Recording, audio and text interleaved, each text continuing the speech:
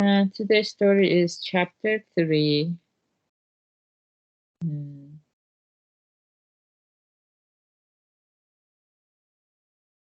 story number 4, page 65. If you look down on others, they can sense it and will dislike you. Why are we so tense and irritable? When we come into contact with others, we tend to be envious of those who are superior to us and try to find some points in which they are inferior.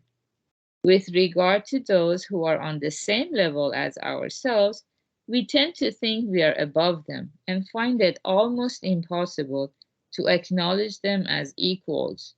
With regard to those who are actually inferior to us, we look down on them with an attitude of condescension, secure in the knowledge that we are superior. These attitudes are representative of the prideful mind that we all have and make our relationships at school or the workplace and our friendships stiff and tense. Shakyamuni Buddha classified this mind that regards oneself as superior into three types: man, feelings of superiority over inferiors; common, feelings of superiority over equals; and man-common, feelings of superiority over superiors. Man is the attitude of condescension we have when we see someone who is clearly inferior to us. In the case of women, it may arise when they look at the clothing and possessions of the women around them and think, I'm prettier, or I have better fashion sense. In the case of men, it may arise regarding salary or company affiliation, status, or level of ability with respect to work, and make them think, I'm better than he is, or can't he even do that?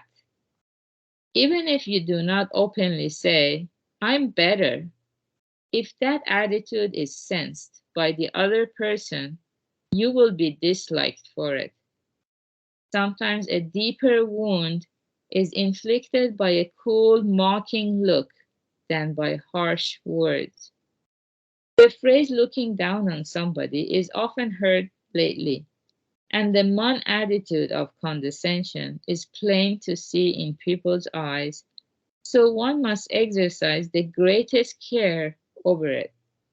People who wonder why others are not fond of them, or who are concerned that there is something unlikable about themselves, would do well to reflect on with what kind of eyes they look at others. The habit of interacting with others with feelings of consideration and gentle looks is called the gift of a kindly gaze, which will be discussed in chapter 6. Next, there is the attitude of common, which is when we take pride in our own assumed superiority with regard to someone who is actually on the same level as us. For example, if both you and someone else get a 70 on an exam, you might think, his father is rich and hires a private tutor for him, but I can't even go to a cram school and have to study on my own. If the conditions were the same, I would have gotten a higher score than he did. That is an example of common. Finally, there is man-common, in which encountering someone who is clearly superior to ourselves, we can't admit that and instead look for his weaknesses so that we can say to ourselves, I'm really better than he is. For example, if the other got 90 on the test while you got 80, you say to yourself, he may be okay at studying, but he's no good at sports. I can do both well. You look for a plausible reason to rank yourself above the other person. People don't want to recognize other people's strengths or abilities.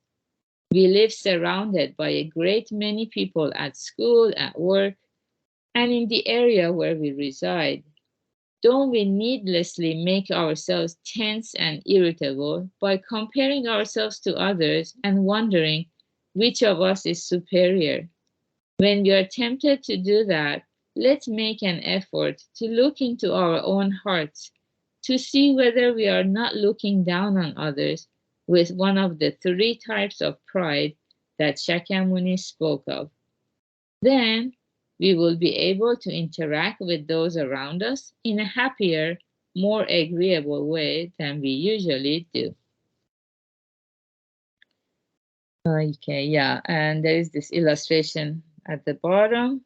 If we find ourselves slimmer than others, we might think, oh, I'm cuter than she is. So that's the first conceit or prideful mind.